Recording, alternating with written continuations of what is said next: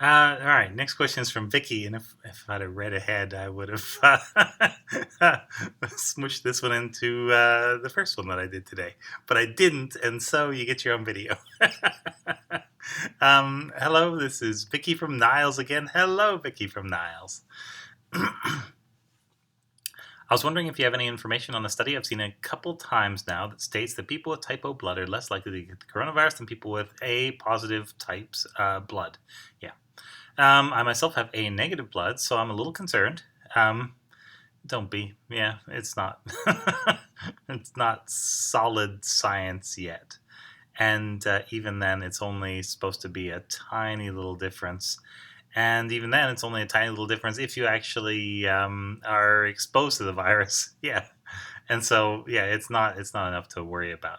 Yeah. Okay. So let's go further. All right, I said before I wasn't going to look it up. Well, I looked it up. Yeah. The A, B, and O antigens, or the A and B antigens rather, are two types of glycosyl transferase, and you'll usually have one or the other that's active in blood cells and is modifying those blood cells. So what's a glycosyl transferase? All right. So on the outside of blood cells, on the outside of every cell, yeah, there's a cell here, and there's going to be little proteins sticking up, like little hairy proteins or whatever. And these are going to be the way that the cell holds on to other cells or interacts with other cells or receives communication from other parts of the body. Because, yeah, how else is it going to work, right? The membrane of a cell is there to keep stuff on the outside separate from stuff on the inside. And so if you want to get a message from inside to outside or outside to inside, you got to send it across the membrane. And so there are these proteins, and they'll sort of sit in the membrane like that. They'll be sort of part above and part below the membrane, and the part above will bind to something, and then the part below will change or start swinging or become activated, and then stuff will happen. Biochemical stuff will happen. It'll do a chemical reaction or kick something or modify something. There's a lot of different ways from there. Yeah. So these proteins, to be on the outside of the cell, you've pretty much got to be glycosylated. And glycosylation means these proteins get covered in little chains of what would literally be sugar molecules, but they're joined up into a sort of a branchy chain and stuck to the outside of a protein. And we call this glycosylation. And so you have many, many, many hundreds of what they call glycosyl transferases, things that take the sugar molecule and stick it on the protein, or things that take the sugar molecule on the protein and maybe take off a little bit and then put on a different bit. Yeah, something like that. And we do a lot of this sort of chopping and changing with our glycosylation. And the A and B blood types are based on having a particular version of these enzymes. One of them puts on one sugar, the other puts on a different kind of sugar. Which one doesn't exactly matter to you, but these are things that are detectable on blood.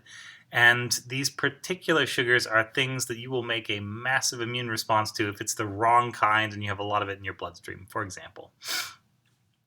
So this was learned through transfusions that didn't work and trying to figure out why, and they figured out why, and that was the source of it.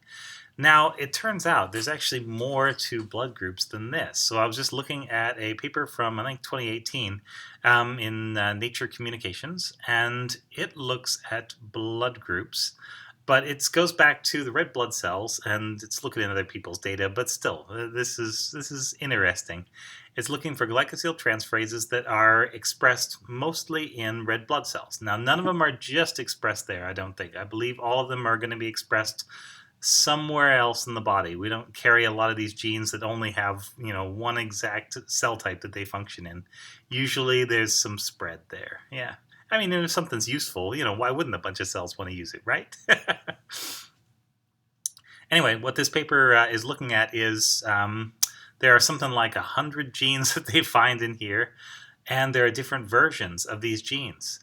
And most of the ways that we classify blood groups, there are actually several different systems, but they involve different sugar molecules on the outside of blood.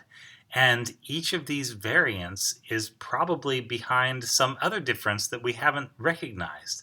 So in addition to A, B, and O, there are something like 7 ways to categorize blood types that are based on different sugars. And what they're saying in this paper is that, yeah, there's probably a couple hundred more ways that you could subdivide the world if you're, really interested in putting things in a little box and, keeping them there. So, yeah. So, why do we care about type A, type O? Well, this is a thing that people already know about. And so, this is an easy sort of thing. If you find something about blood type, I mean, everybody is one of the basic blood groups, and everybody's either positive or negative. And so, you can put out this thing, and all of a sudden, everybody will look at it. That's yeah.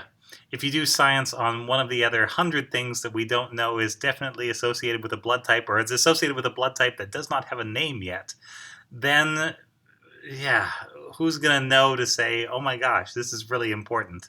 So I think all this research is happening, but I think the ones that rise up in human consciousness are the ones about the thing that we already know about and learned about in like health class in 7th grade, I'm thinking.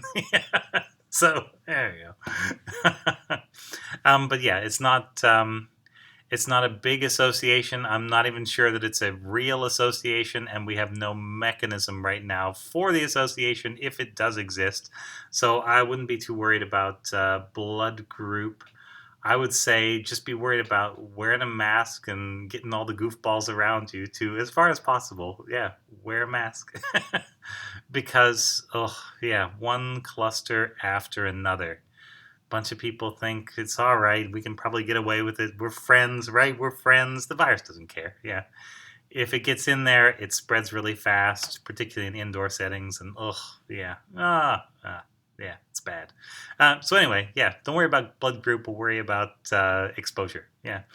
Thank you very much. This has been Ask Dr. Ben.